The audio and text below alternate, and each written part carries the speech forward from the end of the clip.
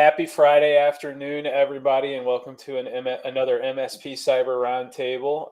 We're going to be talking about CompTIA with CJ today and the Trustmark, and we've got some folks that are going to be joining us that are going through the CompTIA Trustmark right now. So it's going to be a lot of fun to get those perspectives, hear from perspectives, and hear from CJ and Matt and everybody today. So how are you gentlemen doing? How was the week? Good. I mean, it's Friday, so everything's good now. I just threw everyone else in the green room, but should we bring them in one at a time for quick intros? Yes. I think we could do that. Okay. Josh is up here on top here. Hey, Josh. Hello. How's it going? So Josh is doxed. He happens to be in the Trustmark process. It's public now. Everyone in the world knows. Tell us about you and Centrix. Yep. So I am the information security lead here at Centrix IT. We're an MSP based out of San Diego, but we do have clients that have nationwide reach. So pretty much, if you exist, we can probably support you. So we're a security first, very security focused MSP, and that's what I do is handle all of the security side and information security side for us. That's awesome, man. And where are you located at? I'm in the middle, Sioux Falls, South Dakota, so nowhere near San Diego. It's a lot different weather here. Tell me about South Dakota, because I'm about to say something that's going to make you roll your eyes, but I'm totally prepared for it. So I'm in love with Montana, which isn't South Dakota, but it's over there, and it's one of those square or rectangle states. Tell me about the rectangle states. I haven't got to go through them enough.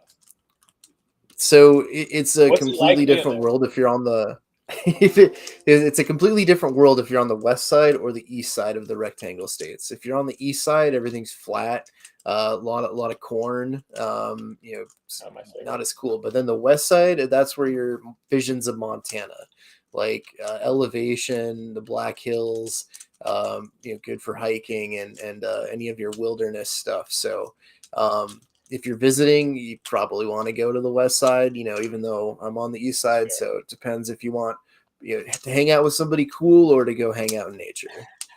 Hey, man, there are cool people in flat areas, and there are cool people there are shitty people in the mountains too. Maybe Josh doesn't like corn. Must be. Well, have you traveled very much, or did you grow up in the South Dakota area? I actually grew up in North Dakota, and then about a little over 3 years ago, I moved down to South Dakota. So, which is definitely like the Sioux Falls area.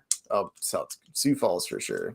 South Dakota, little bigger, but for the size of the city, it's like over 200,000 people, but it doesn't really feel like a bigger city. Definitely more to do and more to see. So, really enjoying the time here. Great. How has Trustmark been for you? I mean, you guys asked how your week was. My whole week's working on Trustmark. I mean, you guys are cracking the whip. Like it's easy for you guys sitting there, but us poor MSPs, no.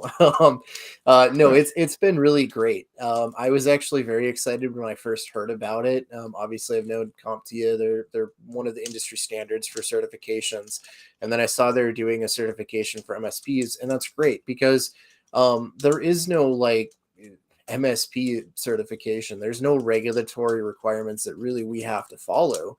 You can do whatever you want. No one's going to tell you anything otherwise. So it's good that there is now becoming an industry standard recognized, hey, like you have some recognition, you follow, what these things of your Trustmark. So it's been a really nice journey. We were a CIS shop where we followed CIS adherence. So the transition has been fairly straightforward. But I do like that you guys implement things that are more realistic to day-to-day operations of MSPs, specifically taking out a lot of the coding things, but then adding other things from NIST or just standalone things that, again, make more sense for MSPs to do than just following the strict controls from CIS. I appreciate that. What's your favorite Super Bowl appetizer? Oh, Ooh. It's hard to beat nachos and Funyuns. I got Hell some yeah. chicken wings ready to go in the freezer, so we're definitely going to chicken wings and Funyuns. There you go. All right, Matt, you want to bring in the next? we got another contestant here. Yeah, contestant. Bob. Hey, Bob. Hey, How are you? Peachy, how are you guys doing? Doing well, man. Doing well. We're glad to we're glad to have you. Tell me about some of the things behind you. We've got a sword, and we've got some things that look like they may be either tribal or artistic in some way. Tell me about your setup. Yeah, I mean, it basically you're right. It's a sword. I also have, because you can't have too many swords, so this one's actually a stage. Sure. This is for stage fighting, which I did some of that for a bit. Does it which go actually floppy? Can get rid of employee issues very quickly. It looks One like way or that the could other. hurt. Yeah. That's awesome. So you've done a little bit of sword place. I forgot how you said stage fighting. Stage Sword. fight. When you see a play, Yeah. and there's a sword fight or the like, I've studied that a wee bit. I used to also, I'm a Second City graduate, and I've done a ton of improv. And Okay. the don't quit your day job mantra is extremely accurate. Where in the world are you? Well, last I checked, I'm in Northeast Ohio. Oh, Uh, okay. you know, I'm in Northwest Ohio. I don't want to get too excited about how close we are. Did I say Northeast Ohio? I'm sorry, Idaho. Oh, I'm in Idaho. Idaho. Yes, That's way further. that's where I'm at. You're closer to and- Montana. I might send the Montana question your way again. And I see that there's a question also about my bullwhip. Oh, is that what that is? So there's actually two whips up here, oddly enough. Oh, And each of them have very bizarre stories that talk more about the people I work with than me. So, oh. yeah. I don't know if I'm going to ask about those stories. I think I'm going to go right to how's your experience with Trustmark, Ben? So let me get my whip and I'll demonstrate. So it's real interesting because when Josh talks about his experience and all that, he is coming at it from such a predefined position. His experience, both professionally as well as what he's done for the organization. Whereas I'm coming at it from the traditional, I am the CEO of an MSP. And yes, we've paid very close attention to security. And historically, we've had people on staff, but we've never been able to really create that, okay, how do we make that transition outside of just trying things and adding tools and resources? The thing that I like about Trustmark is, it isn't easy. Because what I hate is hey, you can become an MSSP tomorrow by just here's some cut and paste stuff you do. But it is relatively well defined and relatively well, I don't say managed is the wrong word, but the Sherpas are good. You say Sherpas? Yeah. I like that. I usually say Sherpas.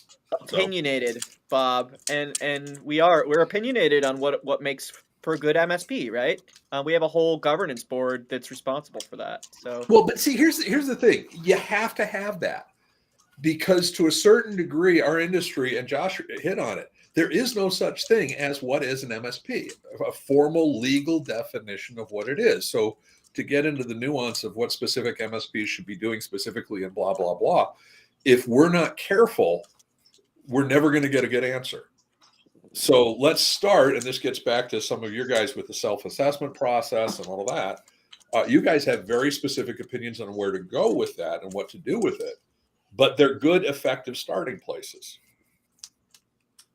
So kudos for that. So CJ, should we do like we jump straight into experience about Trustmark, but should we do like a little? Well, I want to know Bob's favorite Oh, appetizer yeah. for the Super Bowl. I'm still trying to make decisions. Well, everyone's so focused on Trustmark. So to be very, very clear, I'll eat pretty much any. I mean, I'm not particular. He like Okay. by the handful or the It's whatever my wife made or cooked or brought or indicated. What's she good at, Bob? Putting up Oh. with me. There you go. That's a challenge. All right, fair enough. All right, Matt. He was not helpful. I have no new ideas for Super Bowl appetite. He knows how to win relationship 101. That's what it is. You danced Are we back to around the it. bullwhip? You have to give that to your wife.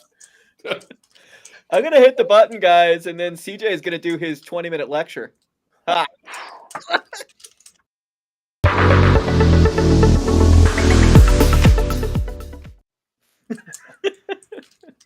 We could do the 2-minute version.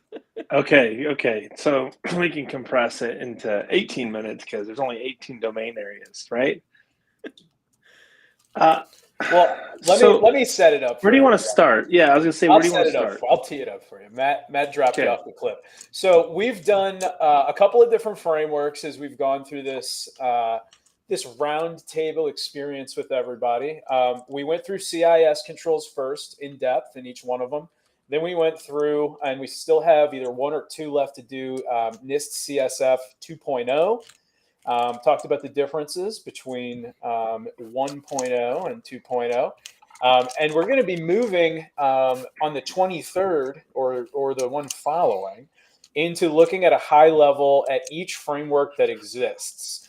Obviously, here at Fort Mesa and on the roundtable, we love CompTIA and their Trustmark and are super supportive of it. And if you're an MSP or if you're in the space, you can kind of consider the Trustmark to be a framework.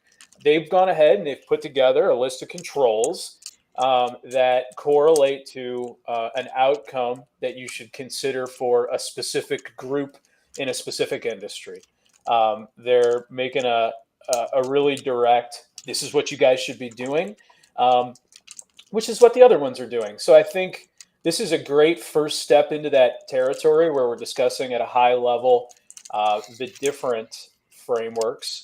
And this will be the first one. So we'll run through it. I think, CJ, if you want to just talk about what CompTIA wants to see and a little bit about what the intention is behind it. And then we can kind of kick around what's in there and what's not in there. And I'm sure we'll have had a great discussion by the end of those two things.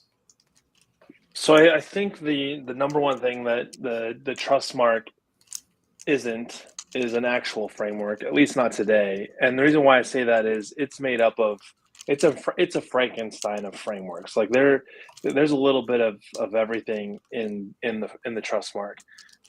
In fact, it's funny that we landed on 18 domain areas like CIS. That wasn't intentional, but we ended up there because of the way things kind of went together.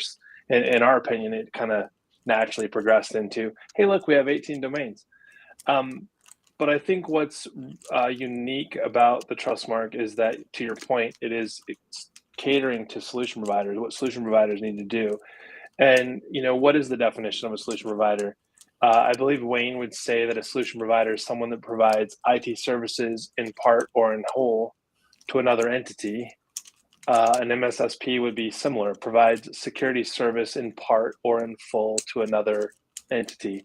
And I think with that, maybe a loosely defined stance on what is a solution provider, if you look at the safeguards that make up the Trustmark, you can see how one might apply those safeguards to either your own practice or potentially to how you provide IT services to others. So we also get asked that question, like, well, when is there a version going to be available for our vendors? When will there be a version for our clients? So I'd say let's not get ahead of ourselves.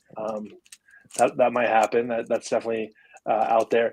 But I think what's really important that what we see today, and Matt can help with this, is we ask this question, do a gap assessment, gap analysis. And really what we're asking you to do is to walk through the Trustmark safeguards and identify what am I doing today and where are my gaps, right? And I haven't had one MSP yet tell me like, hey, man, that gap analysis, it didn't tell me anything. Like it was just a complete waste of time. We're doing all of those things, right? Like, so this has really been an eye-opener for myself and the rest of the working group and Fort Mesa team to say, wow, we're learning a lot about our industry that we didn't know before. And one of the challenges that everybody that is participating has to face is that the Trustmark isn't the end all be all. It's the beginning of your journey We're not here to replace other frameworks. We're not here to tell you that the Trustmark's better than another framework that might be out there. We don't know what your journey is or what it looks like, but we do know that you have to start somewhere. And it's been brought up, I think Bob said this, like, we're here to help you go through this program. We're not here to just hand off a program to you and say, hey, let us know when you're done so you can be assessed. At the end of the day, as much as I'd like everybody to get assessed and achieve the Trustmark, the real goal and the real win is anybody that's willing to start on the journey and make changes in their organization, no matter how close they get to the assessment, as long as they continue to moving forward. I want to throw a question out there, and I'd like for really anybody to feel comfortable answering it. But and I have a couple more related to the specific dots on the screen here. But for anybody watching, or anybody that's a part of an MSP, or anybody that's considering the Trustmark or related to CompTIA, why have the Trustmark, and why do it? What's the value for an MSP? Because everybody knows the value for why go through CMMC or why go through NIST. And for the record, I think it's extremely valuable. But let's paint the picture for the audience of what going through this program does for you as an MSP, and what it does for your brand, and maybe talk a little bit about what you guys think is going to happen in the industry with time. I'd love to cover part of that. Please. There's a lot of security standards out there and goals, put out by governments, standards organizations already, or proprietary, assessors have their standards. But, the goal with any type of security certification is to demonstrate to someone else, or demonstrate to stakeholders, both internal and external, right, that the organization has met a security goal, right, that they've achieved a security goal. Evidence it, right, that it's actually happening. There's a bunch of security standards that do that, and what's unique about this one is, yes, it's focused on the service provider industry, and that's unique, right, for service providers. But there's another thing that's unique about this, and I'm not actually aware of another cybersecurity program that this is true, which is that CompTIA, they're a member organization, right? They're here, like, they're the largest IT association, right? Member-based association in the world. And they're here to push forward the whole industry. And when you join CompTIA, you become a member. And when you raise your hand and say, I want to work on the Trustmark, unlike every other assessment standard out there, CompTIA is like, they're there to cheerlead you, right? They have an interest in pushing the industry forward, whereas yes, assessors like to get security dollars, right? But I'm literally not aware of another security standard anywhere in the world where the people who've developed the standard are actively investing to push forward the community stakeholders in improving their overall maturity and achieving the standard. So usually it's an exclusionary control, right, to keep people out of the club. And so it's sort of unique. And I just wanted to throw that out there. I think that's great. Chris, do you want to talk a little bit about what the value is for the MSP from the perspective of going out into the industry after achieving it? Because obviously there's a value from the MSP and the CompTIA part. Having support from CompTIA is always going to be valuable to MSPs and the MSP industry. Talk a little bit about, once you've completed it and you're able to talk about that, where does that go? And what, how does that impact them? And I would love, Matt, if that could stay, Sure. These could stay up, because I've got a couple other questions related to them. So there's the one thing that everybody always says is I can show evidence that my solution provider, that my MSP is doing what is necessary to protect my employees and my clients, and it's third party verified. So it's not a I did it, just believe me, which you're seeing a lot of that out there in the industry as well, right? So there's a lot of self-attestation, and not that those things are bad. I mean, if you're being honest with yourself, self-attestation is definitely valuable. I mean, the gap analysis that's inside the Trustmark is in fact a self-attestation. Obviously, that's not the assessment, but you're you're identifying what am I doing, what am I not doing.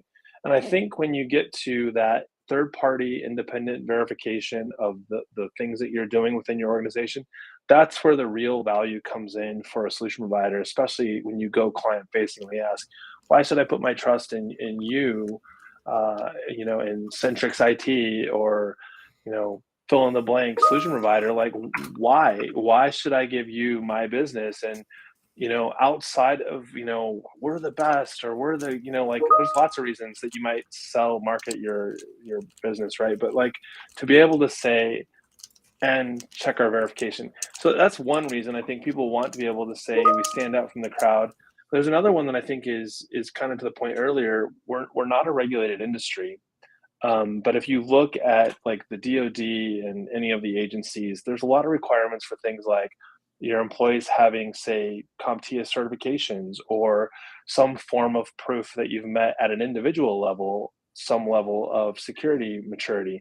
And I think what's kind of interesting is like when you start looking at that through the lens of organizational maturity, well, now that shrinks really fast. There's not nearly as many things out there that you can pursue, like CMMC or CIS or some ISO. Like it's just not as many. And then the other thing that's really valuable, I think, about the Trustmark that helps, especially for that maybe getting into changing your cybersecurity posture and moving that forward motion, is the cost. Like having an assessment done is not a cheap endeavor. And that's one of the things that CompTIA has made part of out of the gate. Like, we don't want you to pursue this program through the Trustmark and have this be like a cost prohibitive journey. Like, we're not suggesting go out and do a $20,000-$30,000 pen test. We're not recommending you to go out and I think Joshua mentioned this, like, there are safeguards that were removed from the Trustmark, not because they don't have value, but because they are significant deal breakers for the majority of solution providers. And as you mature, you may find that you need those things, but the reality is you got to start somewhere. And I think if I look at the way if you were being assessed, the thing that I would want to emphasize to anybody that wants to go through the program is our job is to objectively assess where you're at from a maturity standpoint, not subjectively tell you how bad or good you are at meeting it. If you're meeting it, you're meeting it. Does that mean we shouldn't do security best practices? No, that's not what I'm saying. But when you first start on this journey, going beyond can be extremely overwhelming. And the reality is, the goal here is that you understand what's being asked of you, and that the outcome with how you've implemented meets that criteria. And as you mature through the program, obviously, the crossing the line and doing exceeds what's being asked of you will come as a natural byproduct of maturing. Thank you for that. Bob and Josh, we have MSPs here who obviously see it as valuable. So, I'm asking the big dogs over here why they see it as valuable. You guys tell me. You're going through it. What's the value from your side? You want to go? Yeah, Right. I can go. So as part of my position, actually one of my KPIs was increase your CIS security. Well, we got to about just above 80% adherence with CIS, and then it's like, well, what do we do from here? And then perfect timing, the Trustmark came along, and I was like, that's our next goal right there. And what I like about it too, and I don't think CJ talked about it, is let's say we go through and we get Trustmark certified.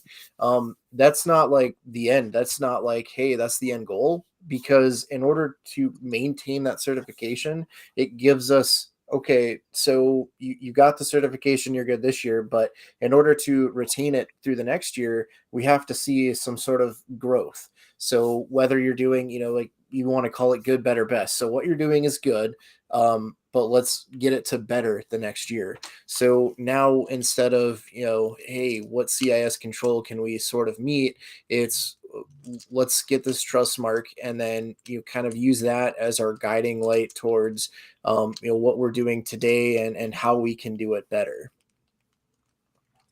Bob, what about Well you? said. I'll look at it from a business standpoint, because all this other security stuff I really don't care about. I was looking for this. No, I mean for the standpoint, because this is we're all going No, down it's good. I'm down glad. this trip. Yeah. So first of all, the enemy of every MSP is commoditization. Okay. Elaborate. Tell everybody who's not quite sharp enough like me, who didn't get it. Tell them what you mean. So what I mean by that is that, it's a race to the bottom for so many of us. We just want to make sure the lights are blinking appropriately. We just want to make sure that the computers turn on. We just want them to, and every service that's out there is offering automation or ways to do that, so on and so forth, which makes it a race to the bottom in terms of how do you make money as an MSP? How do you get your clients to pay additional bills? How do you do that? Yada, yada, yada. So we have to look for ways. And then the other thing is, how do we differentiate ourselves? How do we differentiate ourselves from everybody else who is beating down the doors of our existing clients or potential clients to say that, no, we're different? And if your answer is, we care about customers, or we like puppies or something along those lines. I like puppies. It depends on how they're cooked. But just get back to the Super Bowl question. But the thing is that you have to be able to have some answers to those questions. And so every one of us as MSPs, our biggest competition is who we were yesterday. And what are the three biggest things that are happening in our industry over the past 10 years? Big data, security, and AI. And if you are not advancing or developing skills or offerings or value to your clients in those three things, and security has rightfully gotten the biggest press on that, then you are going to become more and more of a commodity. And all three of those services require very different skills than traditional IT services up till then.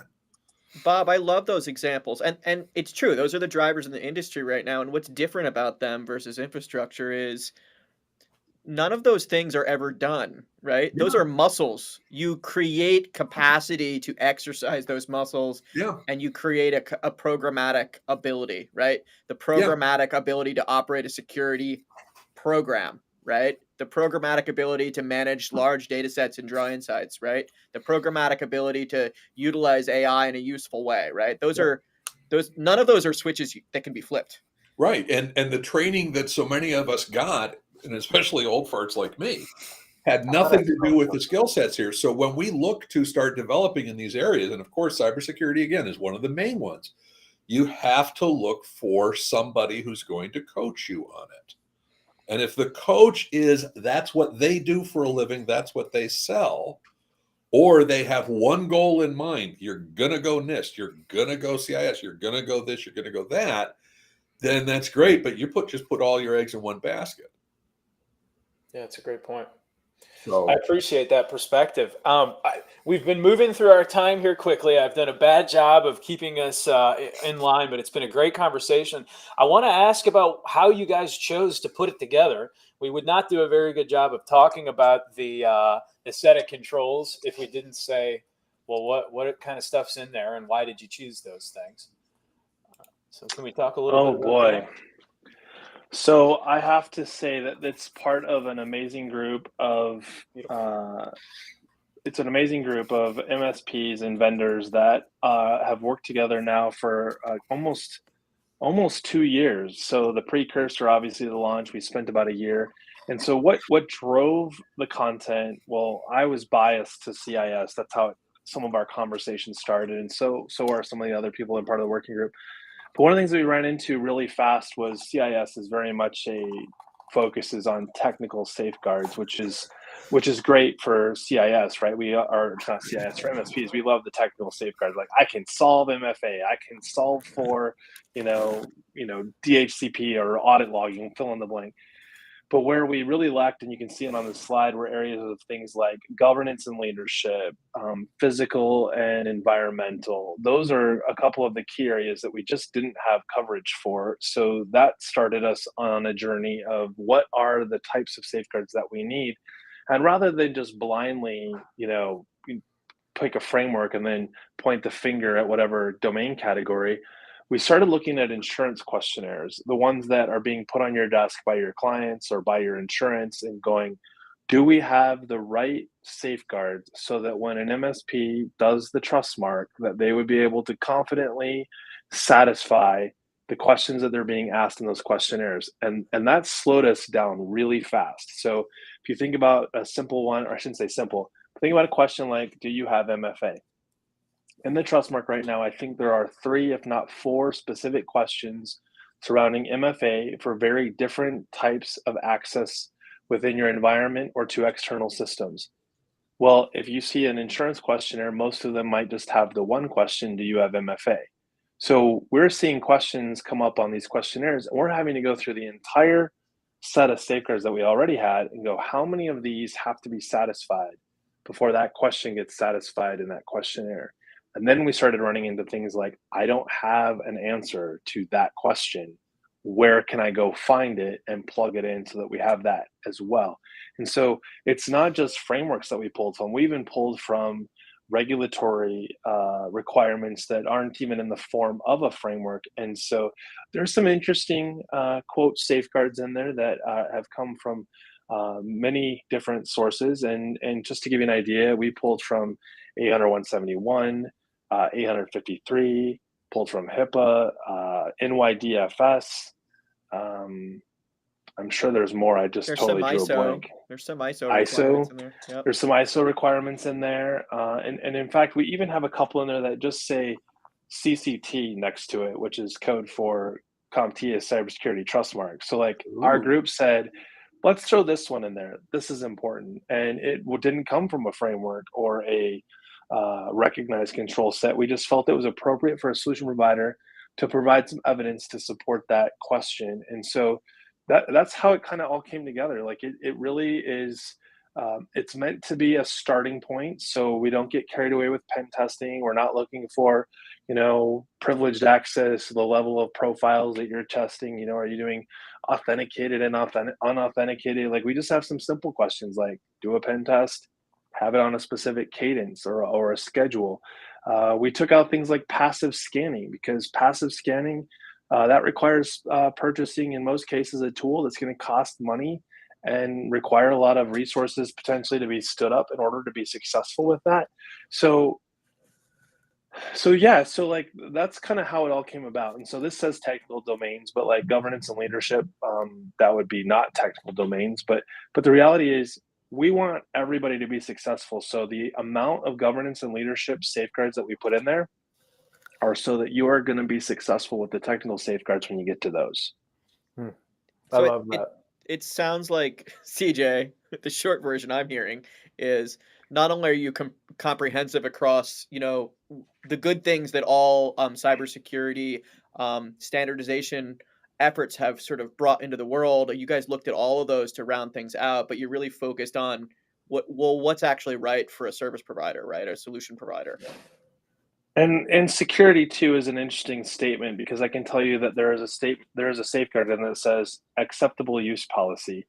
One could make the argument that that does have elements for your cybersecurity program and maturity, but at the same time, how long have we been creating employee handbooks? I think forever, that contain things like what is acceptable use of work resources, right? Like, using your personal laptop for accessing work data. Now, depending on what your policy is, that might be part of a BYOD policy or any number of things that you are entitled to do. But we often don't have those conversations as a precursor to cybersecurity. And so we have those questions in there to help you identify, like, what are we doing now as an organization that is preparing ourselves to mature in that cybersecurity space? Kind of hard to do if you don't have an employee handbook or any of those things in place at all. Absolutely hard to do.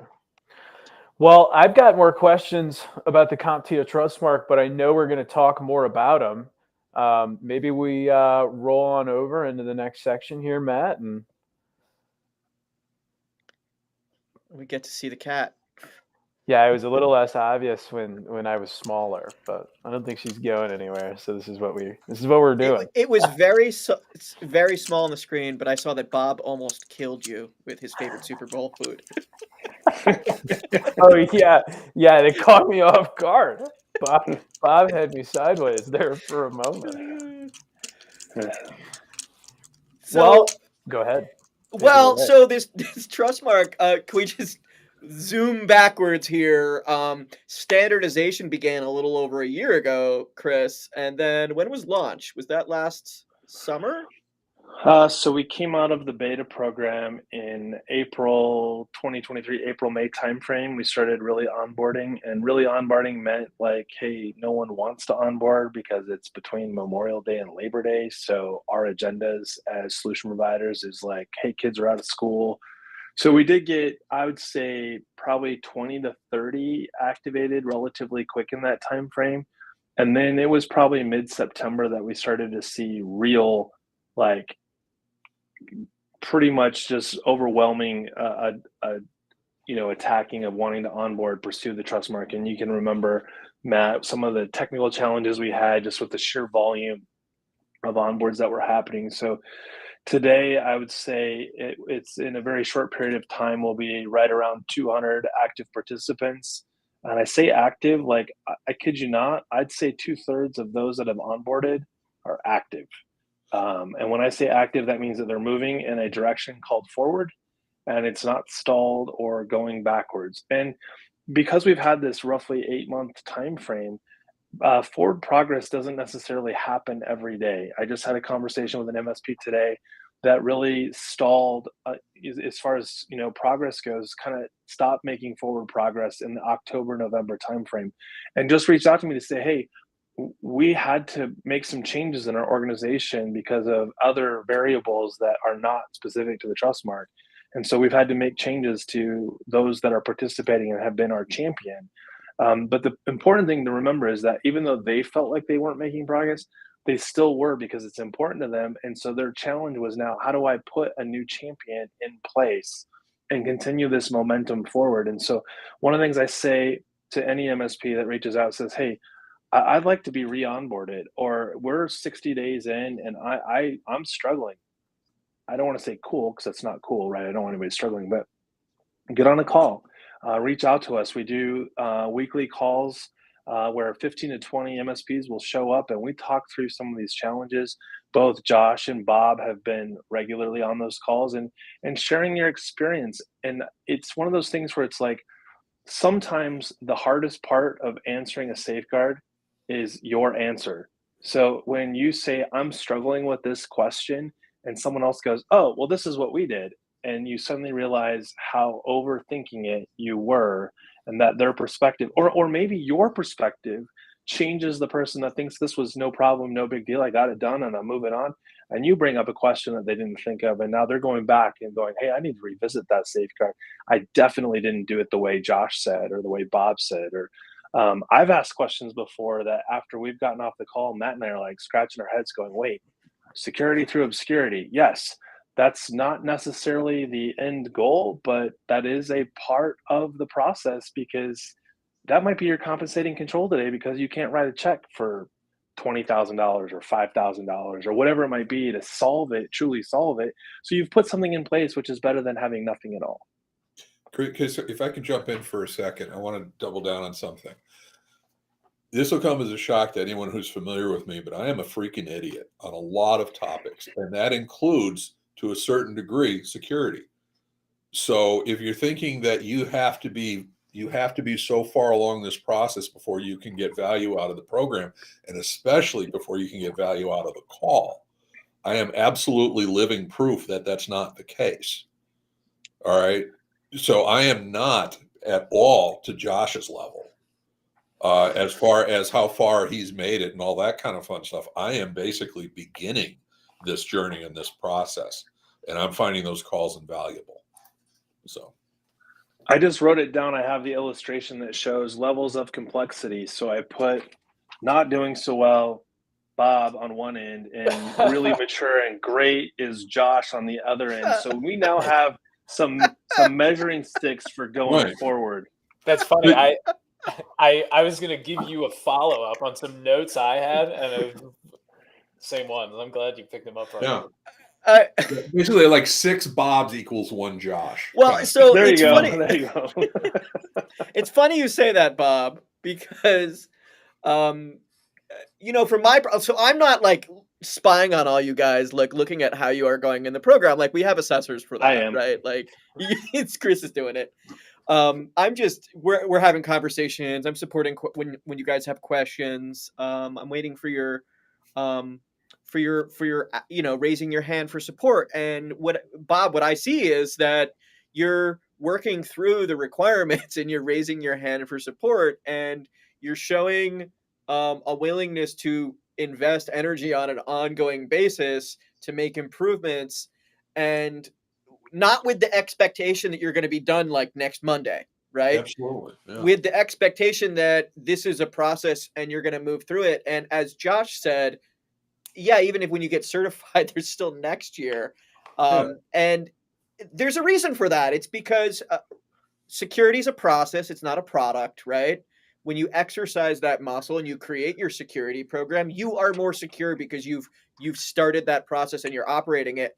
And I would say, Josh may have started before you, Bob, but I would not make the presume that like you're both investing and you've both created this programmatic inertia. And so many people in our industry checked a few boxes and said, "Oh, I'm done with security. I'm secure," and they're not doing it, right? Yeah. So I think I'm not sure that it's fair to put Bob at the beginning of that spectrum, but It is. No, And I it's, have no problem whatsoever.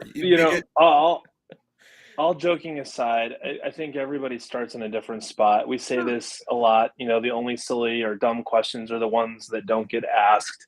We started to put together, and there's a blog that will be coming out soon that talks about 7 things I wished I would have known about the Trustmark. You've talked through some of them here, but there was one of the statements that came out that I thought was really good. Learning that I'm not doing it the way it is supposed to be done quite right. And I was like, that's an interesting statement. So in follow-up, it was, I am actually doing this wrong. The exercise of reading the safeguard, better understanding what the prescriptive nature of that safeguard was an aha moment that the way they had implemented something actually wasn't solving the problem. We've had a lot of realizing that there were things that we thought we were doing that we just aren't doing when they did the gap analysis, which is a huge eye opener, right? Like nobody wants to go through the gap analysis and have more thumbs down than they do thumbs up, right? Like that just, nobody wants that. And then to say like you have unknowns, like I have no idea what this safeguard means. And I'll give you an example. Like, what are sanctions and why do I need them? They sound bad. And it's like, well, maybe it is somewhat bad because it means that some policy or some security incident has occurred that you are remediating, but it's not necessarily that you're like punishing somebody. You're just putting something in place so that they can't do that again without really screwing up. Like as in like they have gone around to do it again, which would be, that's different than, hey, they don't understand. How many times have we talked to somebody, they're like, what do you mean I can't have my password on my screen? I can't remember my password. Well, until you explain to them why that's a bad idea, there are people that still don't understand that someone could actually be looking over their shoulder to get their password.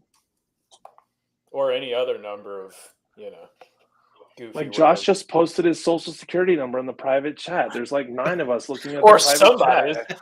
Yeah. I mean, maybe it wasn't his social. I haven't tried it yet. He hasn't run it. Yeah. So I wanted to ask more about gap analysis because it's a really important process for doing the Trustmark, but I'm of the mind that it's a really important process for life in general across all aspects of your life. So I would love for one of the 2 experts above me to talk a little bit about gap analysis in relationship to Trustmark. I'd love to hear Josh and Bob talk about their experience going through the gap analysis. And then I'm going to say a bunch of things I think about gap analysis. I think I should do the demo here, Chris. The one we do every week. I think you should too. So I'm gonna. Does this app we're using, does it capture people taking screenshots? So we can get a number count of how many screenshots get taken? It just keeps going up. So I'm in the QA system. We can't see Bob's dirty laundry here. I can see the whip still. Yeah. Right. Okay. So by the way, we just added this new guidance here this week. So you guys will see that next week. But when people move through the Trustmark for the first time, I always sit here on this page, right? And we talk about it, right? So there's 177 safeguards here. And the place to start that I always recommend people start, right? It's here in gap analysis. And all I recommend is that people spend 30 to 60 seconds per control, thumbs up, thumbs down, and they move down this list and separate the things that they know that they are doing at least a little bit, even if you're not sure it's good enough, from the things that they know that they are not doing, and leaving behind the things they have no idea, right? Separating that into Right. 3 piles. And it really, like, this is the basics of what you need to kick off any programmatic cybersecurity effort, right? Is to understand where you're at so that you know exactly what you need to do next.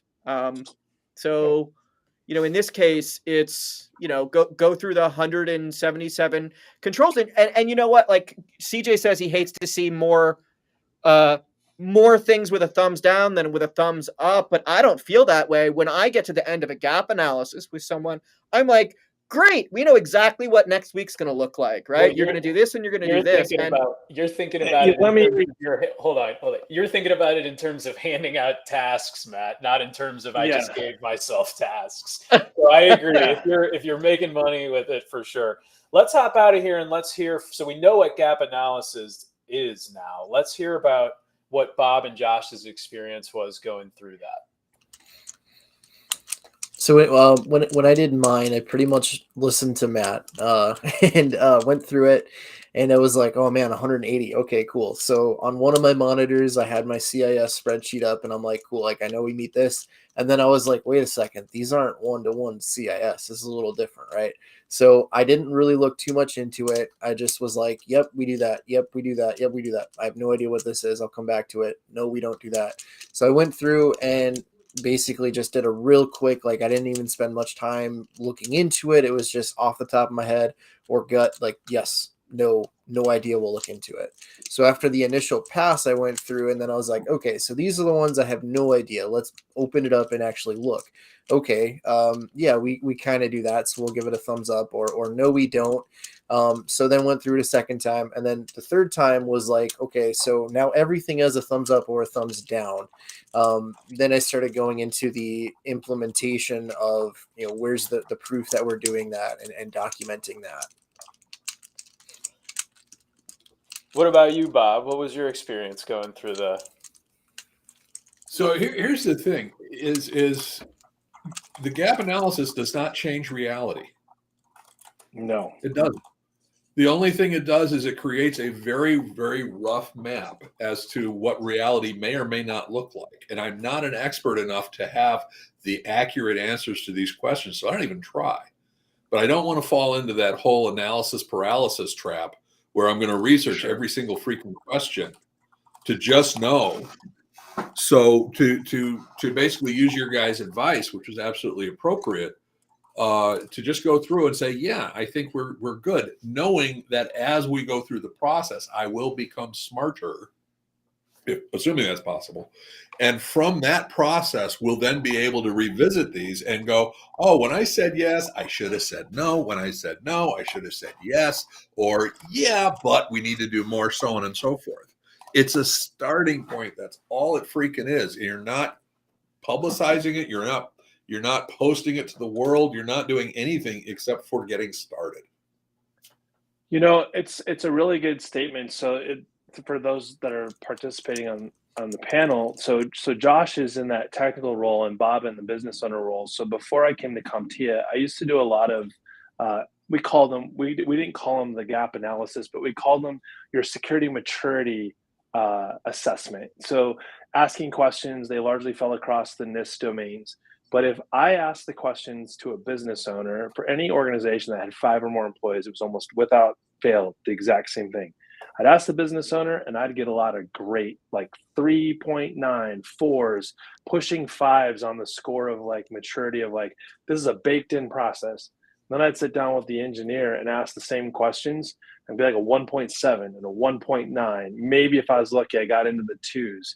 And then it was interesting to have the conversation with the two back in the room together, like we were suddenly, trying to get one to turn on the other before we get the full confession for what really happened for the puppies for the Super Bowl party.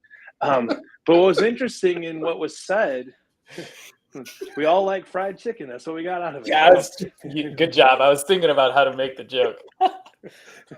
So what we uncovered though was that neither one of them were wrong. That was Right. the biggest takeaway. But what was happening though in the internal piece was that governance and leadership were not on the same page as the employees responsible for the technical execution of those safeguards. Hey, we bought this tool, 3 years ago. It's like, yeah, but we don't have the resources to implement it. So we have it, we're paying for it, and it's sitting on the shelf over there, and it's not even blinking because it's still in plastic wrap, right? Like, and I would say of the 100 or so that I did, 80% of them were the truth was almost identical every single time. And if I gave you the questionnaire, like let you answer it on your own, I always got great scores. No matter what. If I asked you the question, I got truth. I would even get questions like, I don't understand the question. Can you please repeat it? And we would get to the point of like, yeah, your answer actually is no, because you're trying to justify a yes to feel better. Rightly so, because the reality is, like you said, Bob, if I don't know the reality, if I don't know what reality I'm trying to live inside of, then the reality is whatever I want to make it. And right now I want to make it better than what I think it is in real life, maybe. And so to point that at the Trustmark, the win with thumbs up, thumbs down is very, very different from the assessments that I did before, where I was asking some pretty deep questions that added up to giving me the score I was looking for. This is super straightforward. There's no points happening on the back end. There's no score that's going to come out of this that says mature, not mature kind of thing. It's just telling you, this is what you said. And as you go back and put in your actual answers in and provide evidence, some of these are going to change, or some of these are going to suddenly be like, let's go deploy this right now. I marked this as green and we're not doing it. We can have this solved in 45 minutes. I just have to go to that server, flip the switch, and turn that logging on. Yeah, Well, go ahead, Matt. Well, I know when I go through these processes, people want to, and whether you get like an accurate reading off of someone in an interview sometimes has to do with how you frame the question, right? Absolutely. But what they want to say is, I've done that before, or I know how to do that. I know where that button is. Yes. But the reality is each one of those yeses might be a half an hour or an hour project, and times 177, that's a massive effort. You need to know where you are right now. Yeah. And I love that, Matt. Forgive me for cutting you off, but this is the thing that I wanted to end up at. And I love that Trustmark starts this way. And I think all elements of your business, whether you're an MSP watching, or whether you're you and me, or whether you're Bob and Josh and CJ in your own focus of the larger business you're a part of, I think analyzing where you're at is a really good thing to do. And how many of us in our lives don't take the time to get on the scale, or to take the time to analyze our gaps, or to look at the things that we would like to be doing, or could be doing, or have the capabilities to be doing, but aren't doing. And I think it's an amazing place to start. It's really indicative of what CompTIA's intention is in industry, to help people be their best, whether it be through certifications into individuals or through helping MSPs be their best. And I think it's something that people should just do for themselves in all aspects of their lives that they want to improve. Take the time to, what do I want to do or need to do? Am I doing it? How can I do it? And then go be the superstars you all know you can and want to be. So I love it. We've got 5 or 6 minutes left. Do we want to do a round of takeaways, or Matt, CJ, do you have something that you guys would like to wrap with? I want to go back to an earlier point about like building this programmatic capacity. I have seen some really interesting changes here, where partners that we talked to before Trustmark, right? And then partners after Trustmark. It's just super interesting what we're seeing behavior change here that if there had been like a magical button I could have pressed to move the industry forward before now, I would have pressed it. But like, it's amazing to see like people raise their hand, they join Trustmark, and then they start building these security functions that, like if you had asked me 2 years ago, I would have said no, that's not within the capability of a small MSP, and now I don't believe that at all anymore. So, Love that. CJ, you want to swing one at us, and then we'll let these two gentlemen have at it? Oh, you may be muted now. I know Andrea had some technical difficulties. I just showed that anybody can have technical difficulties. We'll have her on the next one. So, Andrea, Yeah. don't you worry. We're sad that we didn't get to put you on screen. So Andrea's been one that's been very actively showing up to our Tuesday calls and asking a lot of questions. And she's a testament to, it doesn't require lots of people to be in your MSP to be successful with this program. And that's one of the sort of myths about the Trustmark, is that there's this belief system that I only have 1 or 2 or 3 people in my company. So I'm going to tell you, yes, there's a good chance that this is a heavier lift for you because you don't have anybody else to assign the lift to. But that being said, if you commit the time to doing it, you can get through the Trustmark and get the initial prep done for an assessment. It is not, in fact, if you look at CIS, it doesn't say based on the size of your company. It says based on your capability. So the Trustmark takes no prisoners, but it is not about you being ill-equipped from a capability standpoint. The only way you're going to end up in not being equipped to do this is if you choose to say, I'm not going to prioritize my time to get this done. And we have one-man shops, right, that have joined and are making progress and are probably going to get certified in not too Absolutely. far in the future. Yeah. Bob, let's start with you this time. So here's the other thing that I find kind of annoying about a lot of the security discussions that happen with the MSP is that it's an all or nothing. You have to achieve this Trustmark, that you have to get CMMC, you have to get this, you have to get that. The bottom line is that every move you make towards this, we're going to implement these additional controls. We're going to implement these processes, these procedures, these whatever, best practices, however you want it, improves the overall security and quality of your organization and the services you deliver to your clients. So if you basically just look at it from the standpoint of saying, whoa, I can't do this I can't achieve this over the next 2 years or whatever. Maybe not, and it may be something that it's going to take a very, very long time. But during that process, you're going to be able to say, as you deal with these things item by item, we're better, we're closer, we are doing these things that we weren't doing before. And that constant improvement, I call them infinite gains. This is never ending. Security is not going away. Security requirements are not going away. Changes because of security requirement changes is not going away. Welcome to the world. Welcome to the world. All right, Josh. Yeah, I'll just continue to add on it.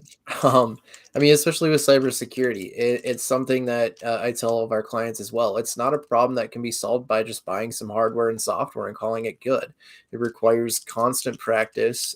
It's a lot easier to implement if you have that top-down strategy. When your leadership is bought into it and you're practicing cybersecurity maturity every day, then it just becomes second nature. It's not something you can really teach or something you can master. It's everyone is practicing it, and we're all just trying to get a little better and better and stay ahead of the game. The unfortunate side of cybersecurity is the bad guys have to be right once, and we have to be right every single time, or we lose. So we're all in this together and trying to better ourselves. And this is a great tool to get us there. You just made me feel like a superhero the way you said that. We got to be right every time, man. That's right. It's well said. Well, does anybody have anything else they want to throw in there before I take us away into the weekend? Well, I would love to invite Bob and Josh to come back in at some date in the future and talk about, you guys are Josh's late process of his first year cycle. Josh, you're mid process. I would love to check in later in the year and just see what's changed, right, from now till then. So How it felt. Well, after Yeah. March, I'm pretty sure Josh will be in assessment stage.